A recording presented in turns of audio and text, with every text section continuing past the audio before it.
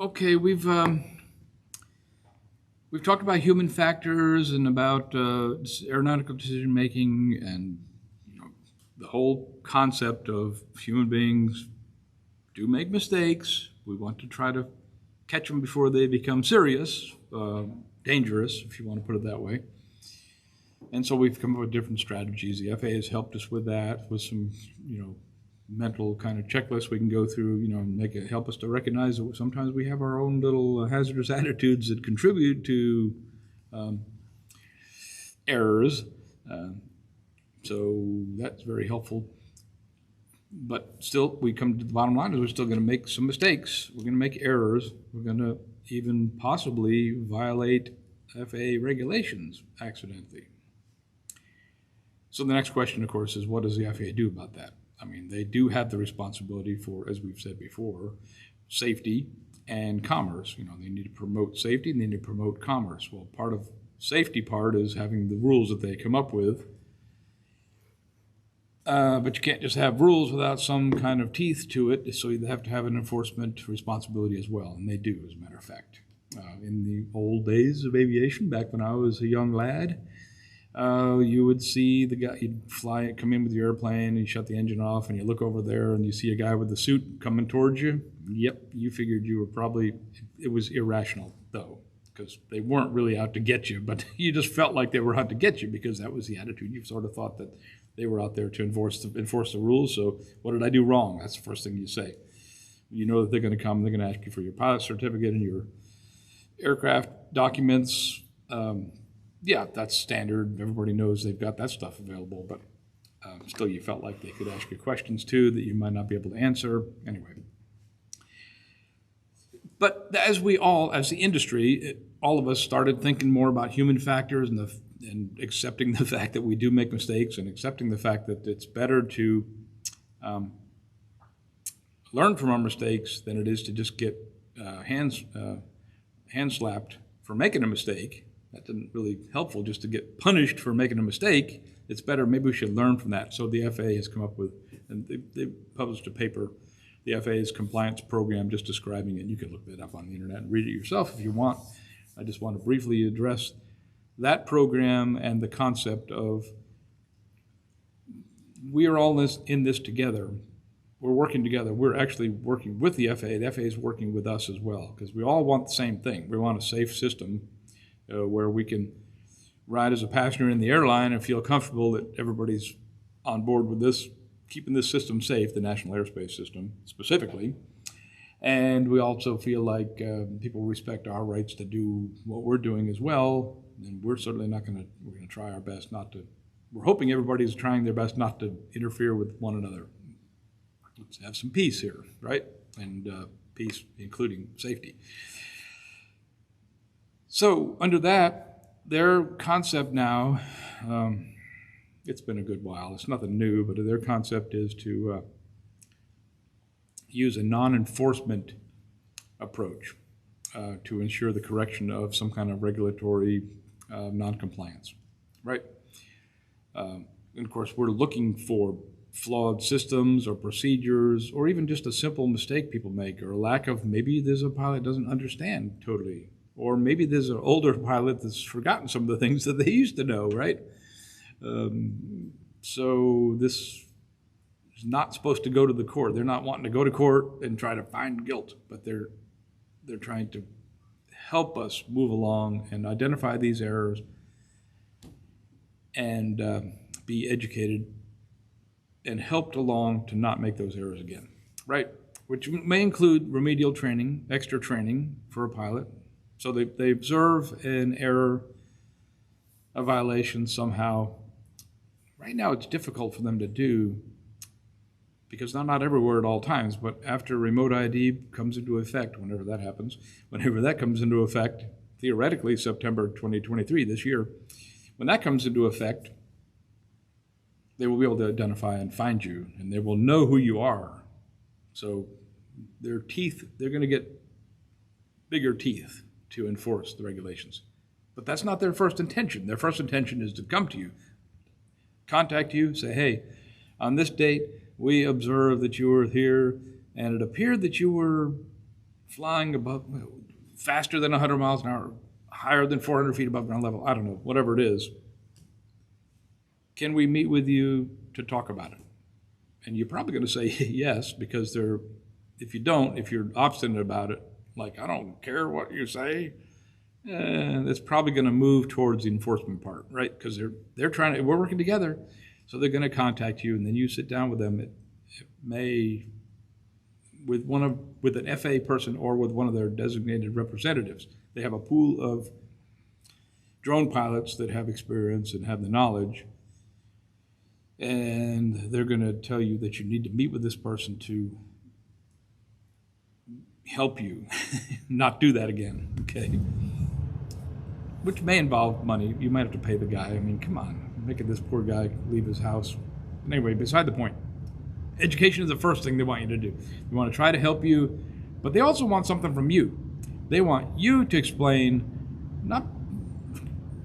they want you to explain how this happened. What was happening? Were you under a lot of pressure? Was your boss harassing you? Were you under a lot of stress? Were you tired on that day? Was it, 95 degrees outside and you were sweating like a hog, I don't know. They want to know what happened so that they can pass the word around and say, hey, here's a situation where this can happen. So all of the user groups can understand what happened that led to the point. Remember, there's more than one factor in almost all incidents or accidents. What happened? What led up to this? They're trying to come up with a picture so they can let everybody know. And so that everybody has a warning about stuff like this. Now, of course, we know human beings, they make the same mistake over and over again. So you're probably not the first person that made that mistake. But still, if you're developing a pattern, they're developing patterns for this is an area that we really need to work on. Right now, for manned aviation, you might not relate to this very much, but runway incursions. Oh, there was just last week, there was two major airliners that taxied, one of them taxied on across an active runway where a guy was trying to take off. Ooh, that could have been a major disaster. It was caught. But still, that's the big thing right now is runway incursion. Anyway, and that could happen with a drone, I guess. If a drone has gotten permission to operate in an airport environment and they cross an active runway and somebody's taken off, that's dangerous. Slightly off course there. We're back to the FAA's compliance philosophy, right? Non-enforcement, they're going to meet with you, explain to you what you did wrong, find out how you got to that point, and learn from it. And that's what it is. Now, of course, if you don't want to meet with them, or if you show a, how shall I put it, uncooperative meeting where you're just saying, no, I'm right, you're wrong to the instructor, then it could move to actual fines or, for example, right now I've at a loss to remember where it was. I think it was up in the New York area. I'm not sure about it. But anyway, the FAA just casually, or somebody was casually looking on YouTube and saw this guy flying in controlled airspace or high altitude. I think it was high altitude. And wow, he's got several videos where he's flying above 400 feet, obviously. So the FAA, of course, it's on YouTube, so they knew who he was. They found him and they said, hey, you know what, you're not supposed to do that. Here's why. Why did you think that was okay? Oh, because I was making YouTube videos, I was making money off that. And they said, oh, okay. So they gave him some counseling, and as I understand it, this is secondhand from me.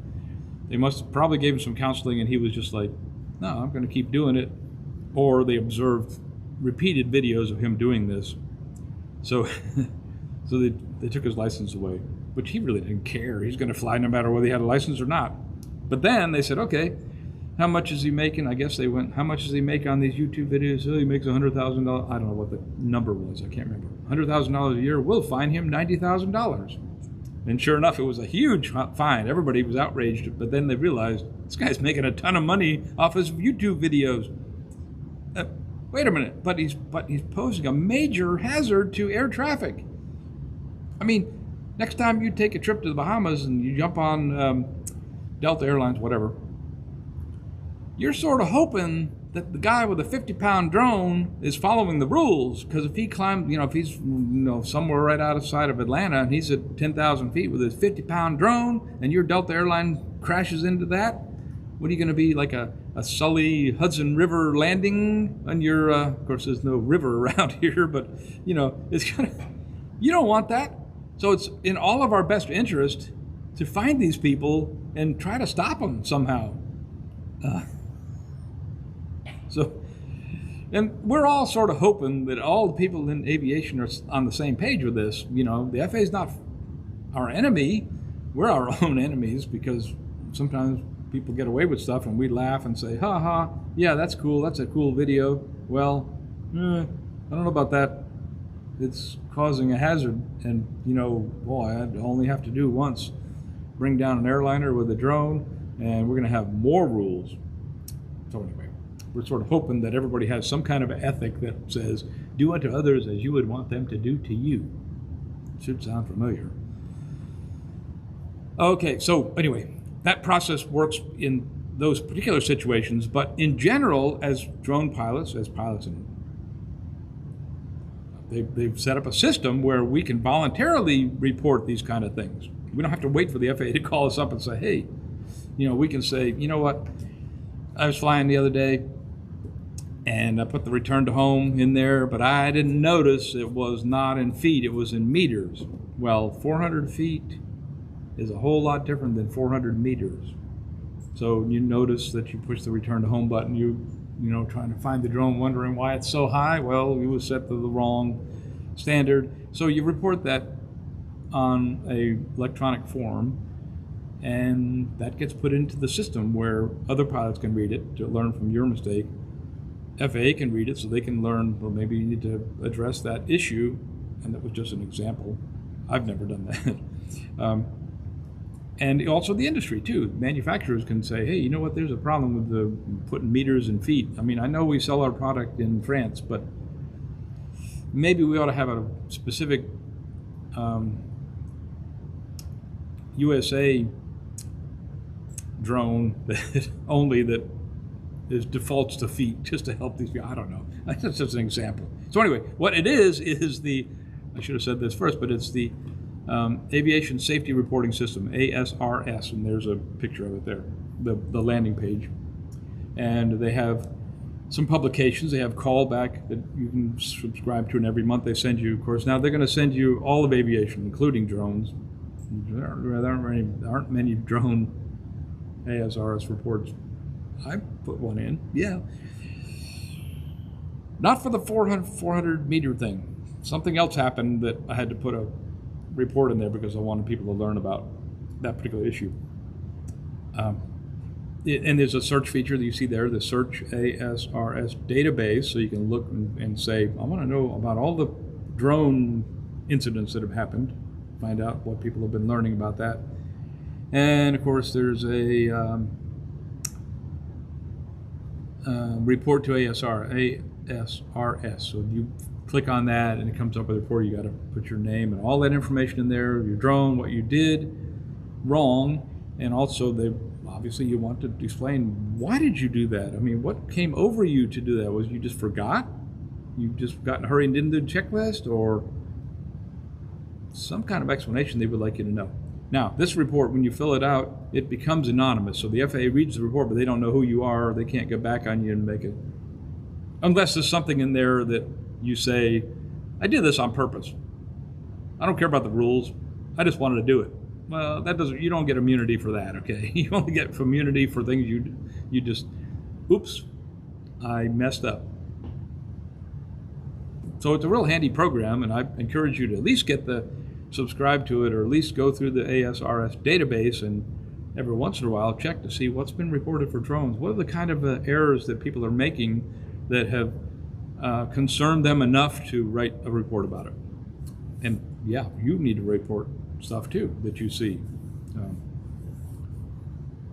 And it's not just for the pilot in command, but also if you see somebody else doing that, something that's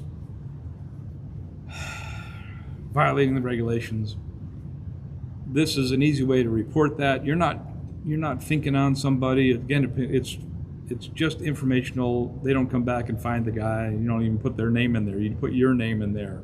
You say you observe this happening, but this is an issue that maybe we need to start thinking about. How are we going to help these people understand this?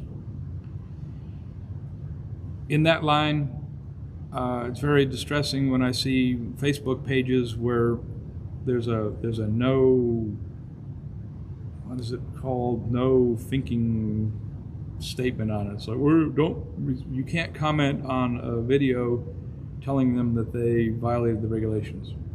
Well, why would you not want somebody, may not know.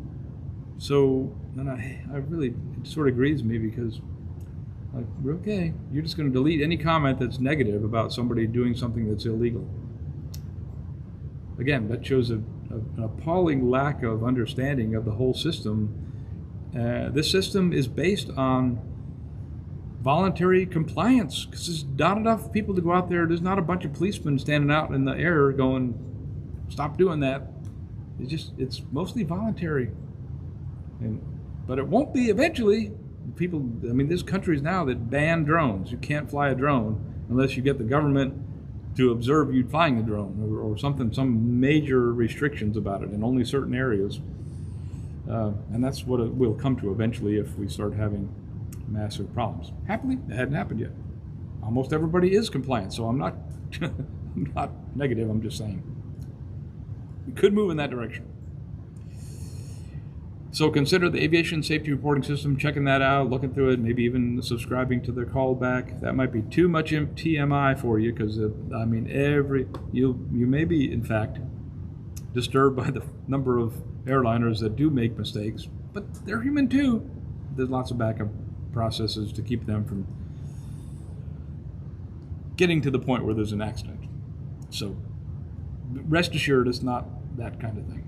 Okay, so anyway, that's a long-winded explanation of what to expect from the FAA if you do make an error, or what you might voluntarily disclose to help the industry.